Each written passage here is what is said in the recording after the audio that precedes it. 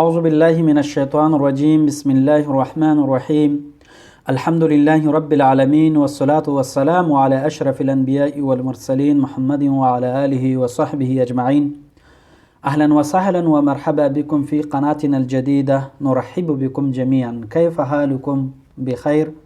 درنو قدرمنو دوستانو ستړي مشئ په خیر راغلی. دا د یو ځل بیا ستاسو په درانه حضور کې حاضر شوي یو. د نن ورځې پاتې درس تاسو په درانه حضور کې وړاندې کوو. تیر درس کې موږ تر 50مې صفحې پورې رسیدلي وو، همدارنګه 50مه صفحه هم لوستې وه. نن پیل په 58مې صفحې باندې کوو. بسم الله الرحمن الرحیم. الوحدة الثالثة، دریمه برخه. الدرس السادس عشر، شپاړسم درس. الاصوات وفهم المسموع، غږونه او همدارنګه په اورېدل شوو شیانو باندې یا په اورېدلو شویو درسونو باندې پوهېدنه. کم درسونه تاسې اورېدلي په هغوی باندې پوهېدل. اولا الاصوات، غږونه د ها او همدارنګه د ح غږونه دي چې څنګه ها او همدارنګه ح تلفظ کولی شو. التدریب الاول، لومړنی تمرین. استمع، غوږ ونیسه و اعد، تکرار کړه. دلته تاسو ته ح درکړي چې دا ح څنګه ادا کیږي. مثلا حسان، احمد، حی، الحمد، حمام، نو دا قسم ادا کیږي. التدریب الثاني، دویم تمرین. استمع، غوږ ونیسه و اعد، تکرار کړه. همدارنګه ها او ح دي. زه وایم تاسې ما پسې تکراروئ. ها، ح، هوا، حوا، حریر، حریر، هاد، حاد، حمزه، حمزه، حمیم، حمیم، حرم، حرم، یحبط، یحبط، ساحر، ساحر، احل، احل، مهجور، محجور، ناهیه، ناحیه، کاهل، کاحل، فارح، فارح، شبه او شبه، شبح، اباح، اباح، اباح، اباح، اباح، لاه، لاح، بلح، بلح، صح، صح، صح. همداسې ادا کوئ انشاءالله. کوشش وکوئ. التدریب الثاني، دریم تمرین. استمع، غوږ ونیسه و اعد، تکرار کړه. دا قرآن کریم آیاتونه دي همدارنګه، او دا په دوی کې همدارنګه د ح او د فکر کوم یوازې د ح حرف ده، د دې ادا کول څنګه دي. نو اول خو زه درته وایم چې دغه قرآن کریم د داسې حافظانو همدارنګه د قاریانو څخه واورئ چې د هغوی تجوید مکمل جوړ وي، همدارنګه په ښه توګه ادا کوي، تر څو تاسو په منظمه توګه قرآن کریم زده کړئ او په ښه طریقه یې ادا کوئ. زه هم تاسو ته وایم بسم الله الرحمن الرحیم. الحمد لله رب العالمين الرحمن الرحيم والعاديات ضبحا فالموريات قدحا فالمغيرات صبحا إنا فتحنا لك فتحا مبينا.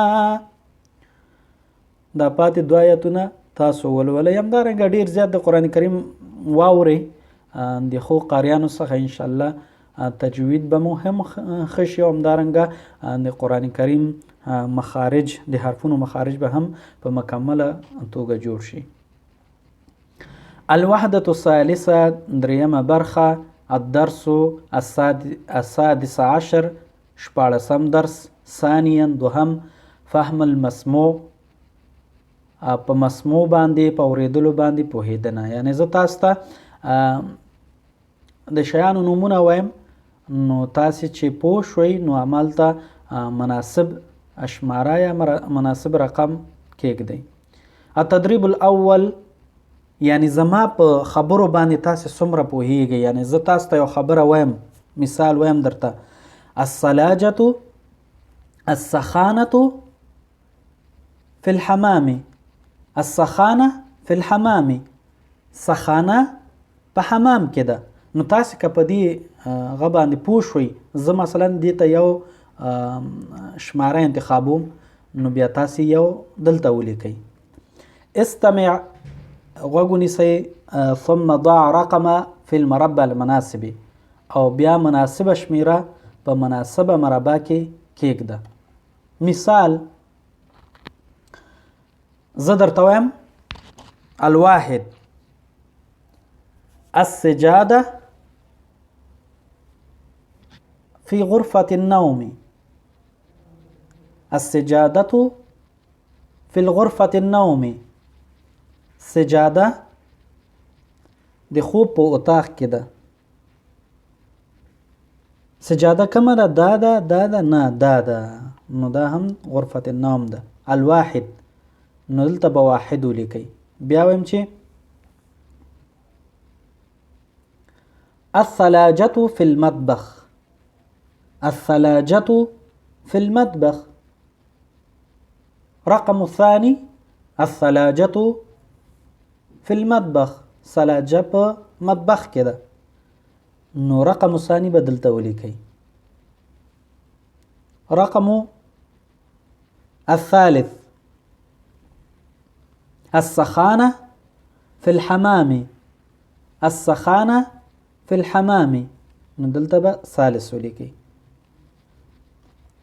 دا دال. بیت جمیل. هذا بیت جمیل. دا ښایسته اتاق ده. هذا بیت جمیل.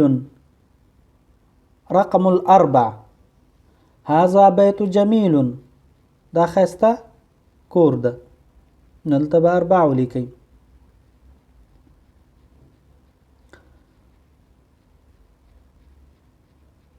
ستة. رقم ستة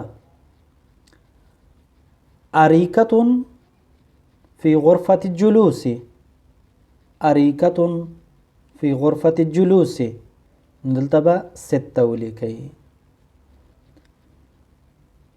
الشقة في دور الأول. الشقة في دور الأول. رقم الخامس الشقة في دور الأول. خامس بدلته ولیکئ. ډېر اسانه ده انشاءالله. التدريب الثاني دویم تمرین. استمع، غوږ ونیسه، ثم ضع علامة الصح في المربع المناسب. بیا صحیح علامه په مناسبه مربع کې کېږده. دلته موږ ته شمارې راکړي، تقریبا 6 شمارې دي. په هر شمارو کې موږ ته 2 انځورونه راکړي. نو چې هر یو انځور زه تاسو ته یو کلمه یا جمله وایم چې هر یو انځور د کومې جملې سره مناسب وو نو همالته څه ولیکئ؟ ټکمار وکوئ. في البيت 4 غرف. في شقة، بخنه غواړم، في شقة 4 غرف. في شقة 4 غرف. کم سره مناسب ده؟ شقه ده؟ نه دا ده. هو نو دلته به ټکمار وکئ. الثاني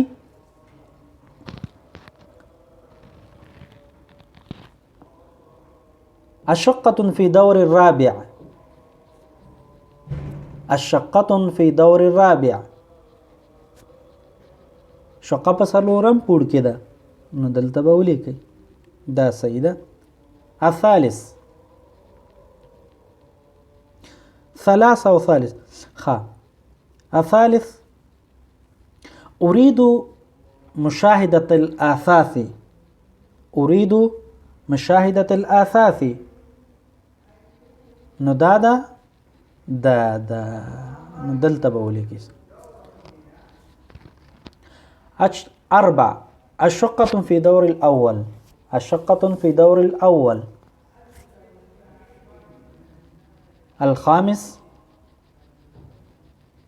لدينا سجادة جميلة. لدينا سجادة جميلة. السادس لدينا أريكة كبيرة. لدينا أريكة كبيرة. چې کوم سره مناسب عمل ده به تکمار ولیکي. الوحدة الثالثة. درنو قدرمنو دوستانو، تر نن ورځې همدا درس بس ده. نو انشاءالله په راتلونکو ورځو کې به پاتې تمرین همدارنګه پاتې تدریبات حل کو. ډیره زیاته مننه کوم له ټولو محترمو دوستانو څخه هیله کوم چې زمون چینل در سره سبسکرایب کړئ تر څو نورو دوستانو سره چې هغه هم د عربي ژبې سره مینه لري او غواړي چې عربي ژبه زده کړي هغوی ته ورسیږي. ډیره زیاته مننه کوم. کور مو ودان، ښه ورځ ولرئ. الله مو مل شه.